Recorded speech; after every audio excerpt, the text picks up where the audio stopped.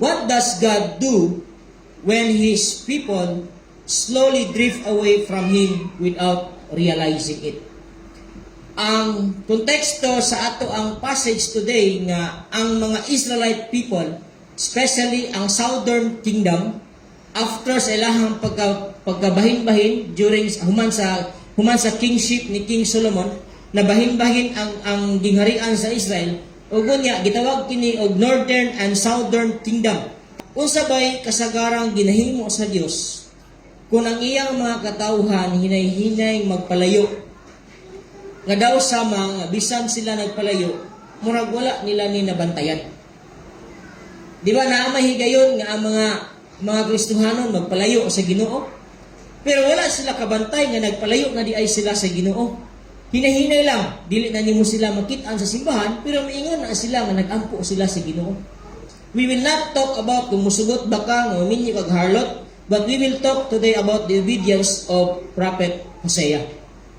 Nga nisugot siya sa walay pangutana, walay kondisyon, walay pagduha-duha, nga minyuan niya si Gomer.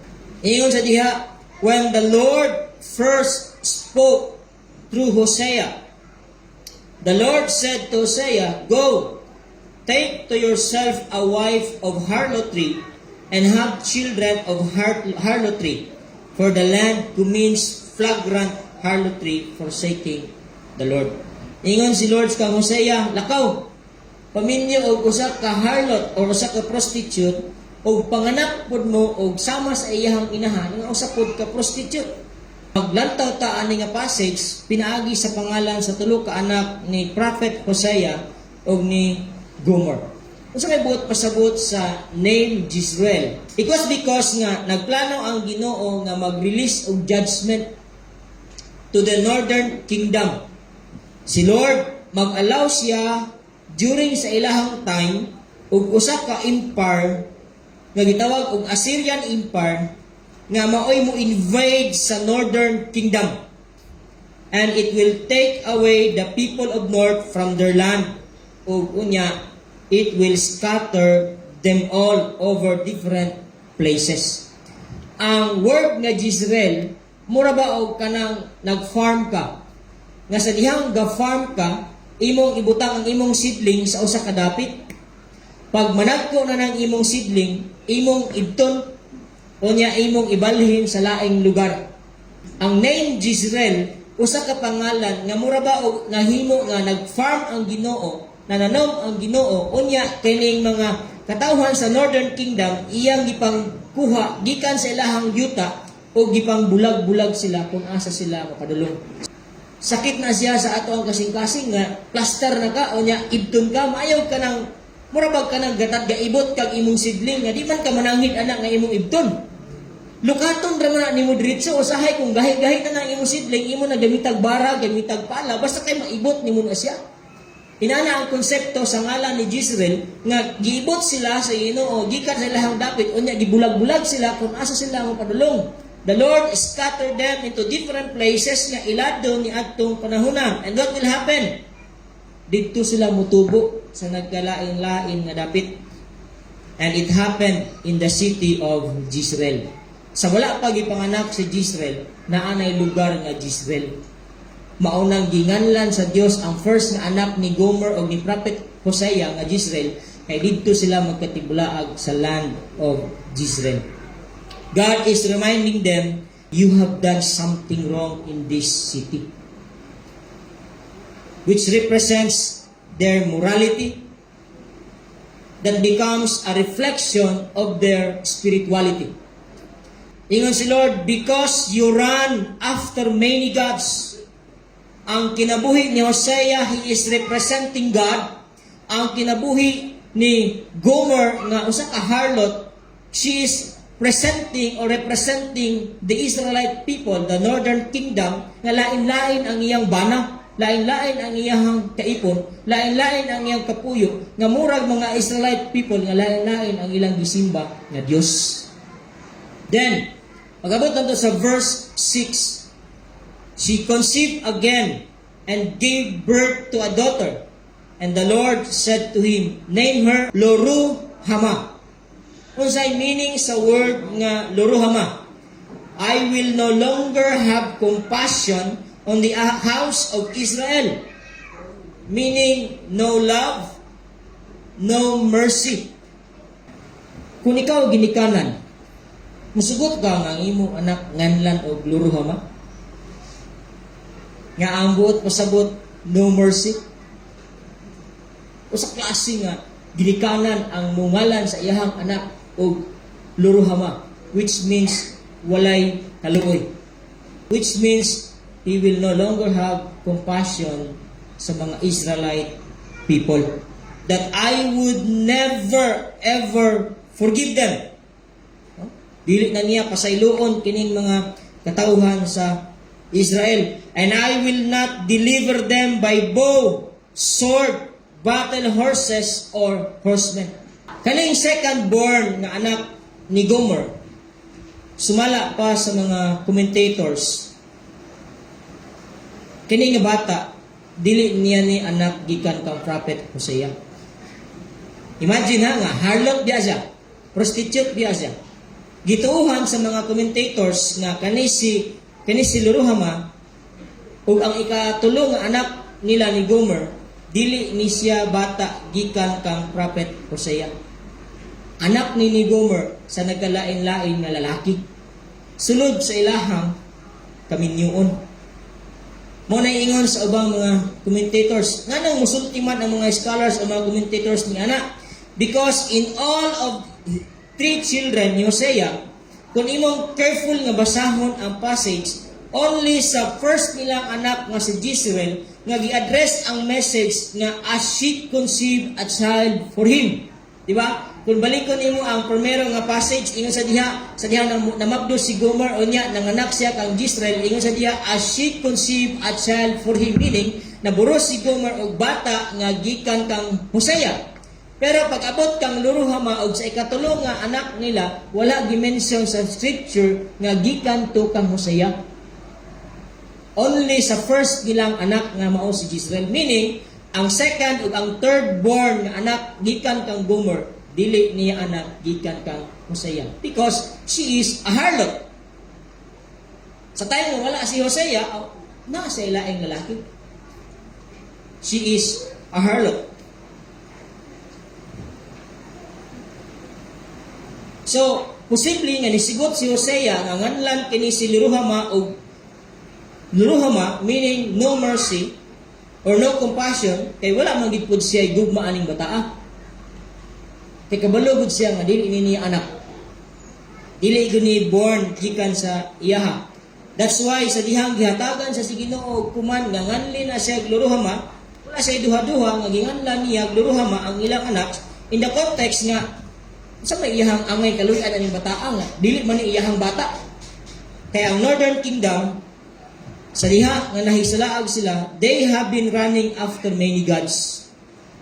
Nagsimba sila, nagkalain-lain na Ginoo, and it was a form of spiritual harlotry, spiritual prostitution. Nagsimba sila, lain-lain nga Ginoo. Therefore, ingon si Lord, dili na nako sila kaluyan. As they ran to many gods and goddesses, they were unfaithful to their God. Kabalo sila nga ga-exist ang tinuod nga Ginoo, pero nagasimba sila og lain-lain nga mga Dios. And the same with Hosea's wife, kabalo siya nga bana niya si Hosea, pero he runs to another man. She was running after many other men. That's why the child was named No Mercy. Usually, ang word na mercy, ato ni siyang gina-equate sa word na grace. Di ba? Grace and mercy. What's the difference between word grace and mercy? Ang grace, mao ni siya. It is something that you and I do not deserve, but God give this to us. Mao na grasya. Dili nato deserve, pero gihatag siya sa Ginoo. Mao na grasya. Mercy is that bisan kadako sa atong sala, gi-withhold ni Lord ang consequence nga dili maabot sa atoa. Just try to imagine those mga sala nga imong nahimo sa atong nahimo nga dako kaayo nga dapat unta dako kayo tag consequence ni ato, pero tungod kay naluoy ang Ginoo, gi-withhold niya ang consequence nga dili maabot sa ato. That's mercy. Lahi ang mercy, lahi ang grace. Ang grace is we do not deserve this, but the Lord just gave it to us. That's grace. Ang mercy is ang atong sala nga nahimo dapat naay consequences. Pero tungod kay merciful ang Ginoo, ang atong sala dili niya i-withhold niya ang atong mga consequences nga dapat kanato. Pero during this time wala niya pugni. I will have no mercy. Ingon si Lord, dili ko maluoy nila unsa ilang consequence, ihatag na ko sa ilaha nga walay kaluoy. They will get what they deserve. No mercy. Walay kaluoy. Just try to imagine if the Lord deals us that way, nga walay luy-anay. Unsa kay atong bation, unsa kay mahitabo. That's why the judgment will fall on the northern kingdoms, and that's painful. Kanang dili na tagaluyan, sakit kayo na siya. After 5 years, she had weaned Lo-ruhamah. When she had weaned Lo-ruhamah, she conceived and gave birth to a son, and the Lord said, "Name him Lo-ami," which means, "You are not my people, and I am not your God." Kung imo ni siyang i-translate sa mas literal nga translation, break up ni siya.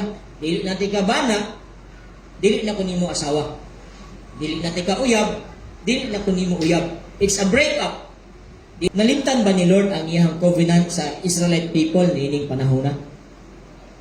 Was He forgetting about His covenant? No. Wala niya malimtan ang iyang covenant. But, for that time being, di kinahanglan nga iyahan ning himuon aron ang iyang mga katawhan maka-learn og lesson. Lo-ami means, you are no longer people, and I am no longer your God, meaning, I am withdrawing from you the identity that I gave you. Sa una, anak mo sa Dios. Karon dili na mo nako katawhan. Ako nang i-withdraw ang akong identity nga akong gihatag kaninyo. Mao nay sulti sa word nga Lo-ami.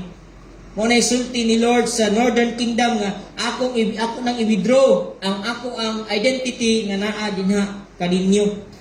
I am withdrawing from you the protection that I gave you. Kaya imagine nimo katong sa previous na anak nila nga no mercy.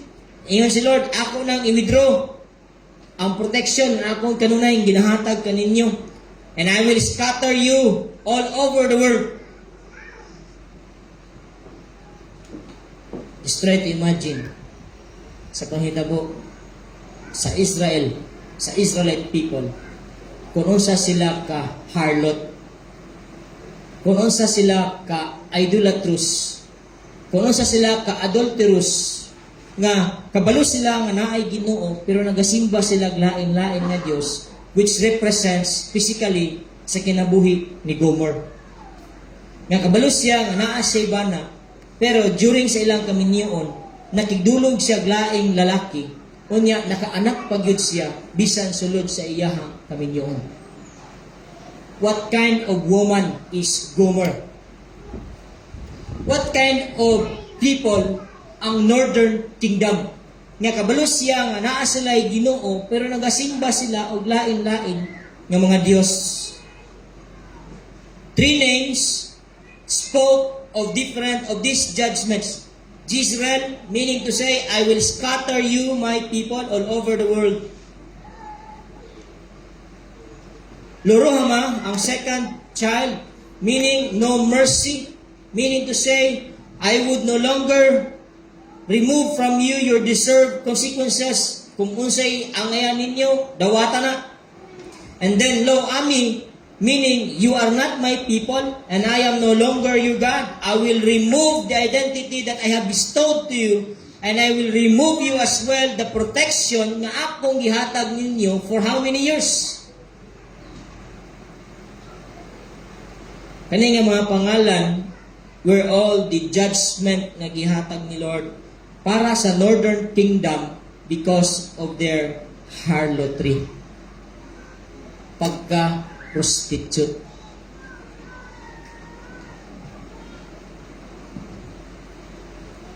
Usaon man pag-redeem ni Lord ang iyang katawhan, kunin ato ang iyang judgment. Let's look at verse 10 and verse 11. Hingon siya, "Yet the number of the sons of Israel will be like the sand of the sea, which cannot be measured or numbered. And in the place where it is said to them, 'You are not my people,' it will be said to them, 'You are the sons of the living God.' And the sons of Judah and the sons of Israel will be gathered together, and they will appoint for themselves one leader, and they will go up from the land, for great will be the day of Jezreel." Ibalik ang name na Jezreel. Listen to what verse 11 said. Jezreel, ang firstborn child ni Gomer o ni Hosea, which means scattering the God's people, tungod sa ilang gihimo dito sa Valley of Jezreel. Naa sila gipatay gikan sa tribes ni Judah. But look at verse 11. Atong makita diha that ang Israel, ang northern kingdom o ang southern kingdom, which we call Judah today, will be regathered. Ubalik ta sa history nga after King Solomon, ang kingdom na divide into two, northern and southern kingdom. Ang southern kingdom nga gitawag nato Judah, o ang northern kingdom nga mao ning atong gisgutan karon nga mga adulterous people will be regathered, magkatapok balik dito sa land of Jezreel, nga giingon sa Ginoo nga dito sila magkatibulaag, magka-gather sila together, matapok sila balik dito. And it is described as the day of greatness in the valley of Jezreel. Bisan sa kasuko sa Dios, sa ilaha nga i-scatter sila, bisan ingon ang Ginoo nga i-withhold nako ang inyo akong protection nga gihatag kaninyo, because of His covenant, mubabot ang adlaw nga ang northern ug ang southern kingdom magkahig-usa pagbalik, and it will be a day of greatness. Pangutana, nahitabo na ba na? According sa among mentor, hangtod karon wala pa ni hitabo. It means to say nga ang harlotry padayon nga exist.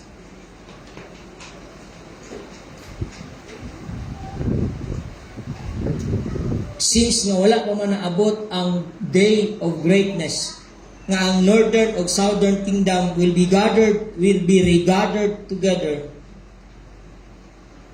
nagapasabot ka na hangtod karon wala pa nahuman ang Dios sa iyahang covenant, sa iyahang katawhan.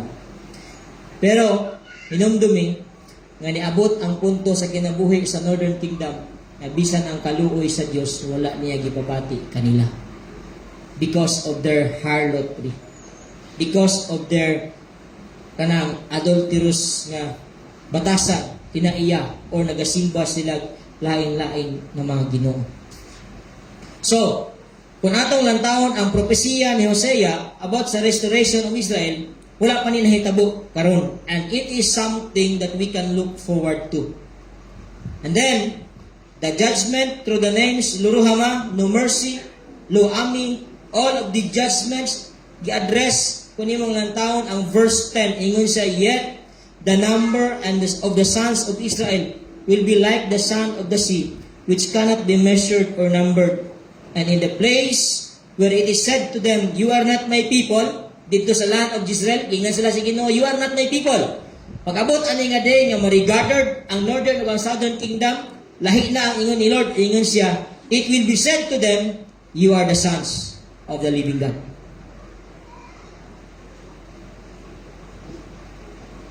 Meaning, Israel will continue nga mag-increase ilang number, nga nagapakita kini siya sa katumanan, sa sulti o sa kasabutan sa Ginoo, nga himuon sila nga ang ilang kadaghan sama sa balas sa baybayon.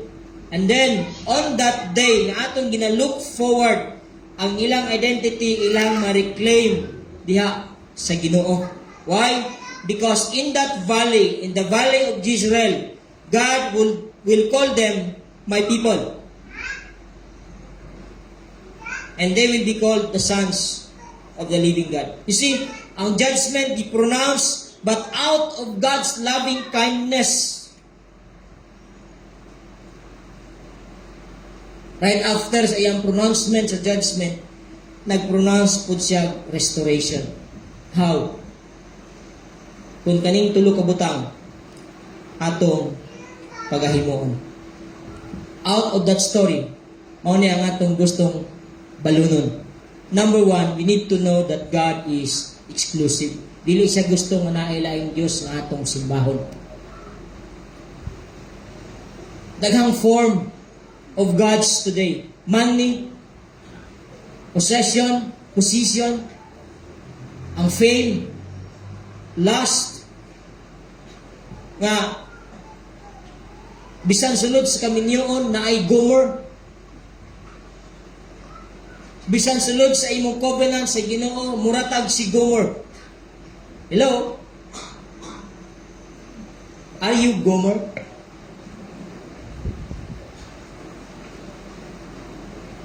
Murag nindot, pero kung imong binasayon, ay imong i-translate sa laing translation, heart ka ba? God is exclusive. That is why we must be faithful to Him. Dili nato sundot ang Northern Kingdom nga nagasimba sila lain-lain nga Ginoo. Not necessarily man nga natay ludhan simbahon, bisan ang atong kwarta o sahay atong ginasimba, ang atong posisyon, ang atong kultura. There are cultures that we worship.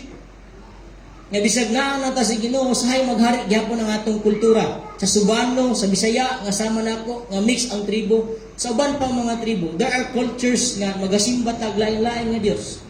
But because God is exclusive, dili siya gusto nga iyang katawhan sama kang Gomer. Muna ingon siya, we must be faithful to Him. When we love something more than God, that is idolatry. An idol is anything that becomes more important to us than God. Today, idols may include money, material possessions, career, success, relationships. There are those relationships na kung dili man gyud na nato mabiya-biyaan. Sama kang Gomer. Nga naman gyud nga bisag ninyo sa kang prophet Hosea, maadto man gyud sa laing lalaki. Relationships, social media, entertainment, power, naa sa atong panggobyerno karon, popularity, and even our personal comfort. God is exclusive. We must be faithful to Him. Tapi ka lang naa sa imong tuo, ina, Brad, sis, God is exclusive. Ina, ay kahadlok. Tikpi ka lang naa sa imong tuo, ina, Brad, God is exclusive. Balos pod, balos. Ina sa imong wala, ina, be faithful.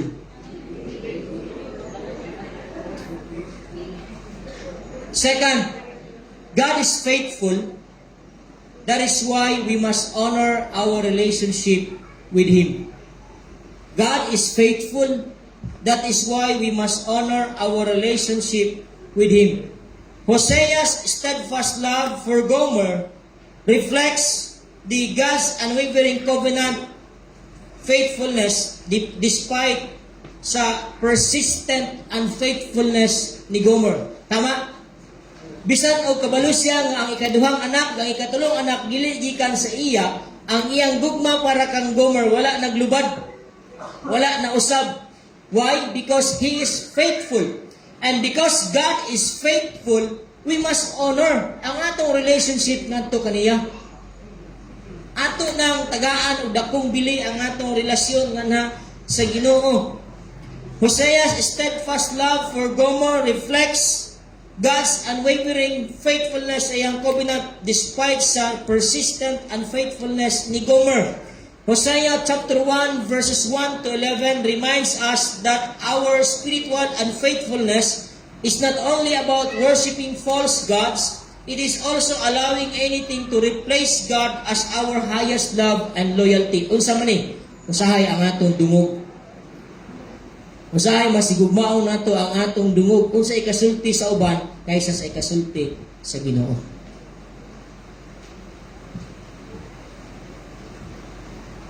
Yet the passage also offers hope. Ingon siya, God's grace calls us to repentance and restores those who return to Him with sincere faith. Pitpika na po na balik sa imong tuo, na God is faithful.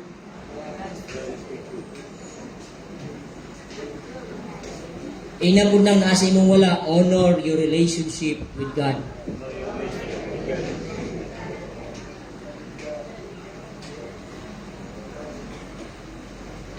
Murag dili man kamo tuoan ang nasa imong wala.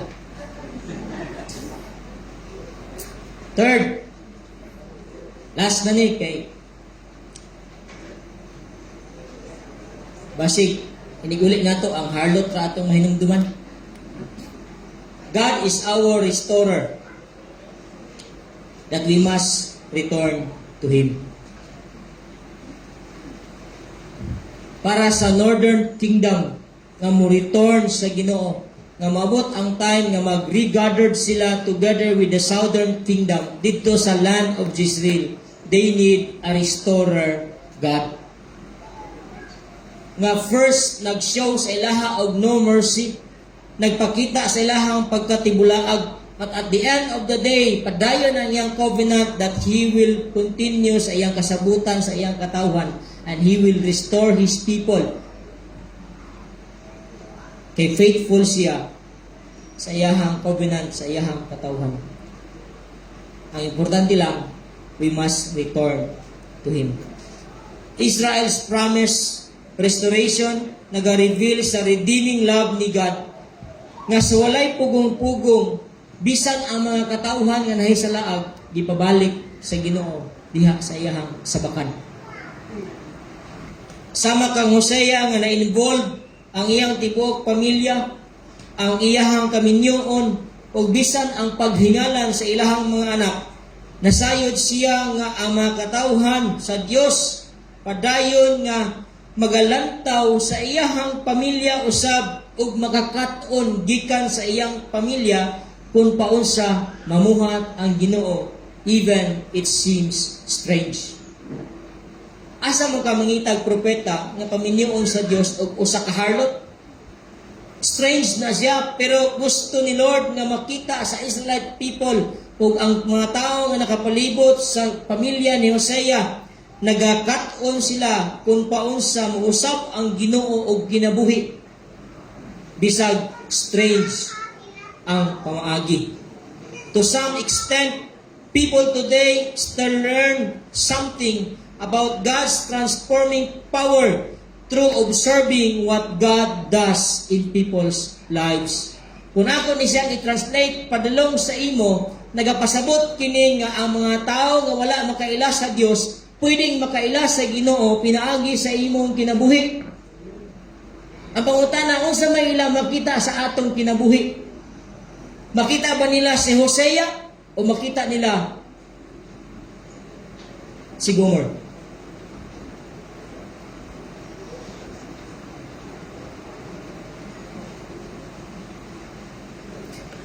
Hosea's obedience to the unusual circumstances nga giplano sa Ginoo for him nagapresent og usa ka challenge for all who foresee great difficulty ahead if they are faithful to God's calling.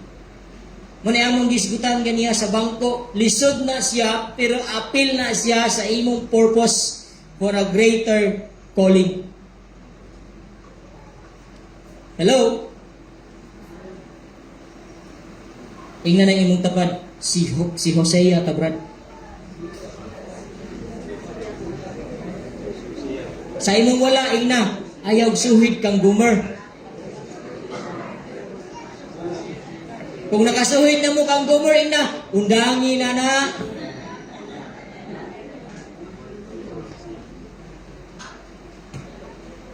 Ang shocking ng marriage or kaminyoon ni Hosea dili aron lang mapakita ang talagsaon nga kaminyoon, kundi aron ipadayag ang walay pagunda nga gugma sa Ginoo ngadto sa iyang katawhan.